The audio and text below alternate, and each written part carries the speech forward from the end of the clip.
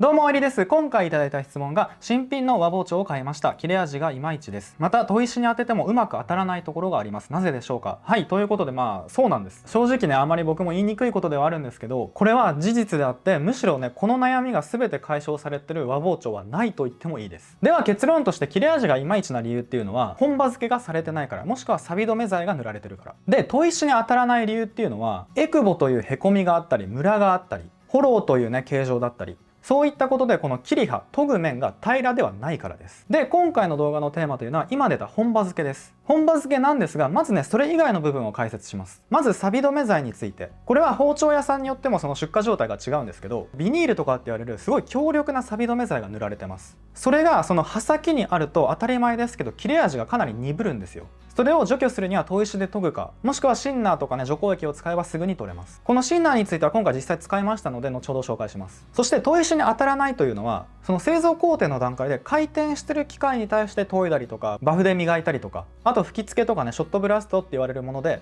表面をきれいにね見せる加工をしてるんですね。つまり実際には皆さんがその角砥石っていう砥石で研いで仕上げてるわけではないんですよ。刃先に関してはメーカーによって角砥石で最後仕上げてるとこもありますが、その切り刃に関しては角砥石では当ててないんですね。だから皆さんが使う平らな砥石で当てた時に切り刃が平らではないから当たるとこと当たらないところが出てきます。だから知識のない研ぎを始めたばかりの人からしたら研いでみて全然綺麗に仕上がらない、すごいムラになるってことで、私ってね研ぎ下手なのかなって思っちゃうんですよ。でもそうではなくて、もうシンプルに平らじゃないから当たらない。だから自分の研ぎが下手だって思ってほしくなくて今回の動画を作りました。なのですごくね参考になると思うのでぜひ最後まで聞いてください。では本題の本場付けの話をしていきます。本場付けとは一言で言うと、使用目的に合った刃に研ぎ直すことです。なので人によっては本場付けの状態、やり方っていうのは異なります。ただよく言われてる本場付けですね、僕ら料理人だったりとか切れ味を求める人が求めてる本場付けというのは、切り刃が整い砥石に当てた時に気持ちよく当たってくれる状態、さらに刃先の小刃が薄くて鋭角でピンピンの状態です。本場付けといえばこの状態を指すことが多くて、これを求めてる人はやっぱり多いです。僕もその一人です。で、この刃先についてじゃあ新品の包丁はどうなんだって話をすると、これも包丁屋さんによって変わって、お店に並んでる包丁っていうのはほとんど機械による刃付けです。それも鈍角なものとか、その鈍角っていうのはその包丁の刃先って30度から40度が理想とされてて、その中でも40度に近いとか、もしくは40度以上のものとかもあったりします。さらにその鈍角な部分が分厚かったり、要は小刃が厚すぎるという状態ですね。こういった状態のものがやっぱりお店に並んでる新品の和包丁ってすごく多いんですよ。じゃあなぜそうしてるか、なぜ料理人が求める一番切れる状態にしておかないのってことなんですけど、理由はいくつかあると思います。まず言えることは、僕らのようにねその砥石で研ぐ人ってかなり少数派なんですね。その人たちよりも研がない人たちが多くて、その人たちが求めてるものは長切れなんですよ。切れ味が長く続いてほしい。つまりピンピンの切れ味にしてその刃がすぐ消耗するようなものではなく、ある程度切れる状態が長く続いてほしいというのを求めてる人が多いんですね。だからそれに適したかけにくさ、持続性、その切れ味のバランスを見た刃にされてます。そういった刃の状態が新品の包丁では多いです。だから自分でね砥石で研ぐ人とか切れ味をすごく重視してる人からすると、その刃の状態っていうのは全然満足しないんですね。僕のね YouTube を見てる方は研ぎに興味ある人ばかりだと思うので、じゃあその新品の刃の状態から自分好みのね刃付けをするにはどうしたらいいってことを今回の動画でも僕のね過去の動画でも紹介してます。なのでそれを見てねぜひ自分で試してみてください。では前置きが長くなりましたが、最後に1点だけ、過去動画のこの5つの刃付けという動画、これを見てない方は必ずこちらからご覧ください。なぜなら包丁は研ぐ面が切り刃と刃先の2面あるということを理解しておかないと今回の内容は入ってこないので、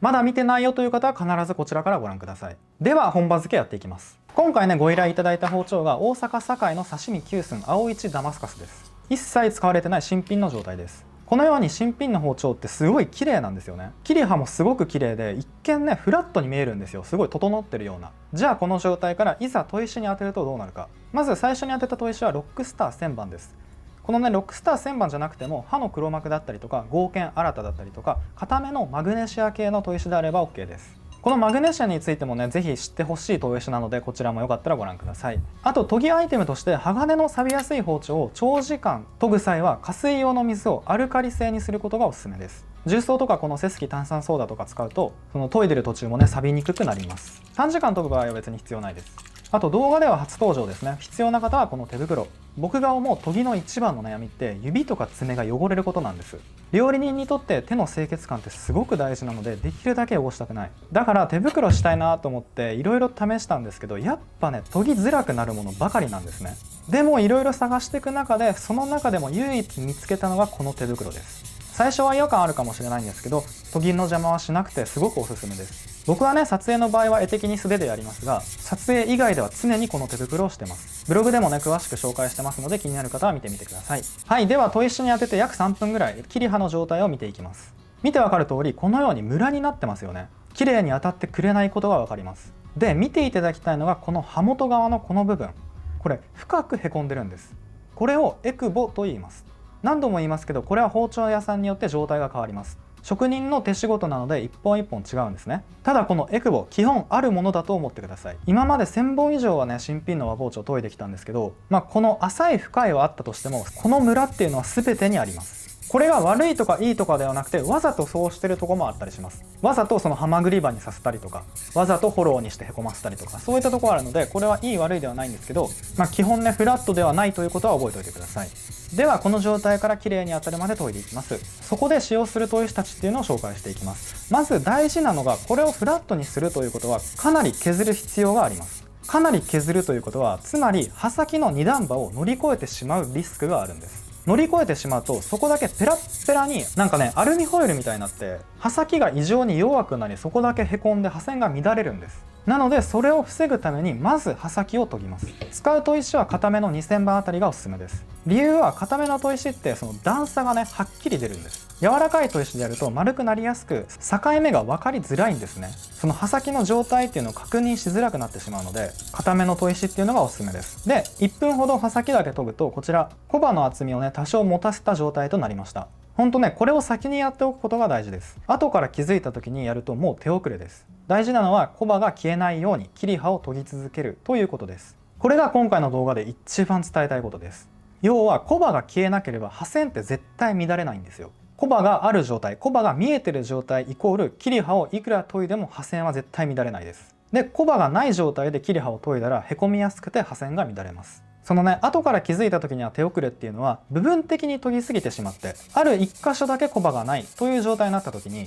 あやばい小刃付けしようって思って刃をつけると、その部分、その薄い部分だけがへこむんですよ。そこだけがへこんで思いっきり刃線が乱れます。だから気づいた時には遅いです。もう一度大事なことを言うと、小刃の厚みをキープしながら研ぐ。そして消えそうになったらそれを予想して再度小刃付けをする。小刃の厚みが刃渡り均一になるようにバランスよく切り刃を研いで整地をしていくというのが、包丁研ぎにおいて形をきれいに保つための超大事なポイントです。はい、もうねこれだけ理解すれば今回の動画終わってもいいくらいなんですけど、ちゃんと最後まで仕上げます。まず最初に固めの旋盤を当てた理由は、切り刃の状態を見たかったからです。その凸凹の深さ次第でその後の砥石は変わります。もしこのまま旋盤でも10分くらい研げばなんとかなるかくらいだったら、そのまま線を使います。でも今回はかなり時間かかりそうだなと感じたので、荒砥に切り替えました。このね時間がかかりそうとかっていう感覚は数こなさないともちろんわからないんですけど、とりあえず5分研いでみて全然変化を感じなかったら、もう荒砥に切り替えることをお勧めします。本当にひどいものは荒砥で10時間研いでも終わらないものとかあるんですよ。はい。で、使用した荒砥ですね。こちらがオルトストーン深み300番です。この砥石は以前紹介したんですけど、最近リニューアルされて色もねグレーから白色になりました。使ってみたところすごく良かったです。前のよりもかなり質が上がって、その荒砥としてめちゃくちゃ優秀です。値段も安くてコスパのいい商品となってました。ほんとコスパいいなって思ったので、今ね荒砥を人に勧めるとなるとこれを僕はお勧めしてます。はい。であとこのエクボが相当ひどすぎた場合の砥石、そんな時はこの電着ダイヤのアトマ粗めというのを当てます。もうこれはね最終手段のような感じで、この砥石で力を入れて研ぐとゴリゴリ削れてくれます。あと電着ダイヤの魅力として、常に平面なので整地としても優秀なんですね。それもそうだし、その砥石から泥っていうのは出ないので、泥による濁り、その濁りがないのでへこみの状態とかもかなりくっきり見えます。で面直しのことでいうと、さっきのオルトストーンというのは研いだらねへこんできて都度面直しが必要なんです。でもこの電着ダイヤというのは面直しする必要がないです。はい、ただね、あまり僕はそんなに使いたくはなくて、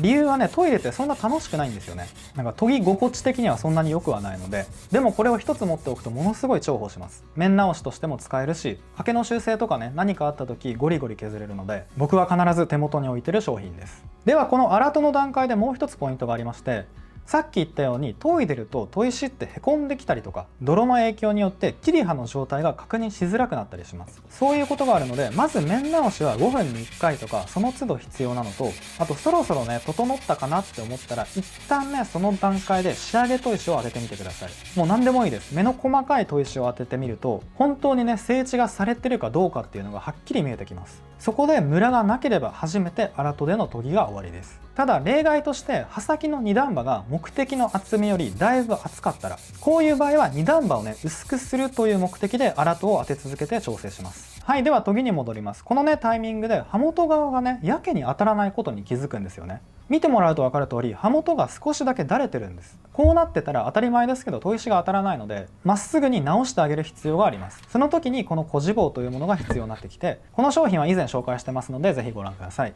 でまっすぐになるように調整してあげると、さっき当たらなかったこの部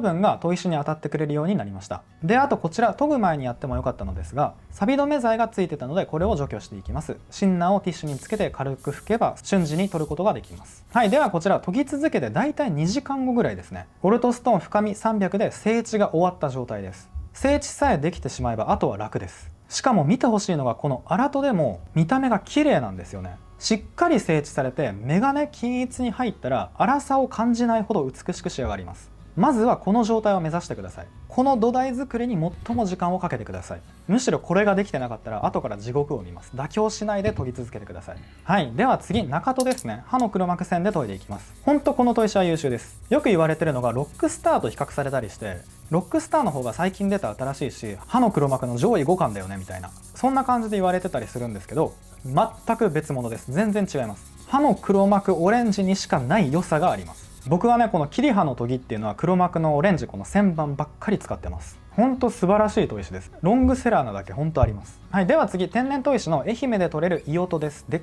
かいですね。4キロあります。正直ねその切り刃の旋盤以降というのは好みなんですよ。実際に1000以上当ててる人っていうのは僕が見てきた料理人でも1割も満たないです。だって調理師学校でも中砥しか扱わないので、仕上げを持ってる人も少ないし仕上げを当ててる人ってほぼいないんですね。プロでもいないです。だってもう実用的には十分すぎるから。なのでこの先1000番以上に関してはさらに高みを目指す人。ただ大事なのは今言ってるのは切り刃の話です。刃先に関しては1000で終わらせてほしくないです。例えば1000と3000じゃ切れ味が全く変わります。実用的に言ってもせめて3000は当ててほしいなって僕は思います。はい、ではこちらが伊音で研いだ後、天然砥石はこの天然でしか出ない深みというものが魅力です。ほんと綺麗なんですよ。うっとりするような美しい仕上がりになります。研ぎ続けるとなんか星空のようなそんな仕上がりになって、もうそれ見ながらお酒飲めますね。はい、で、切り刃は終わりました。次刃付けをします。使った砥石は対馬砥石。刃付けの角度にして数回研いで刃先を対馬砥石の刃にします。で刺身包丁なので裏押しもですね。裏押しは大平内ごもりを使いました。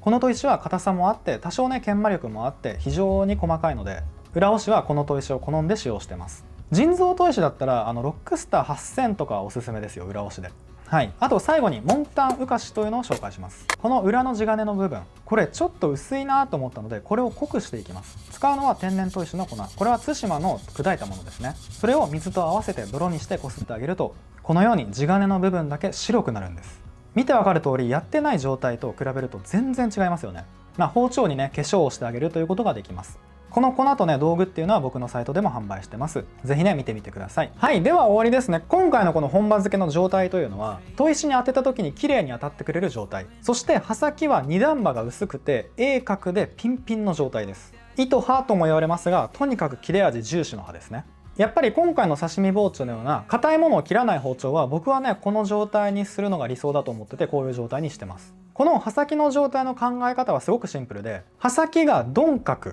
つまり40度に近くて分厚いほどかけにくいです。で逆に刃先が鋭角、30度に近くてそれが薄いほど食材にスッて入るような切れ味重視の刃になります。だからその30度側なのか40度側なのかでも変わるし、厚みによっても変わります。その2段刃の厚み、その2段刃が薄いか厚いかによっても、その刃の耐久性とか食材の入り方っていうのは変わります。そこを自分の包丁研ぎでぜひ見つけてみてください。はい、では最後に一番大事なポイントを復習すると、小刃が消えないように切り刃を研ぎ続けることです。もうこれだけでもぜひ覚えて実践してみてください。はい、ということでここまでご視聴ありがとうございました。今回の動画少しでもいいなと思っていただきましたら、ぜひグッドボタンとチャンネル登録よろしくお願いします。それではまた次の動画でお会いしましょう。ありがとうございました。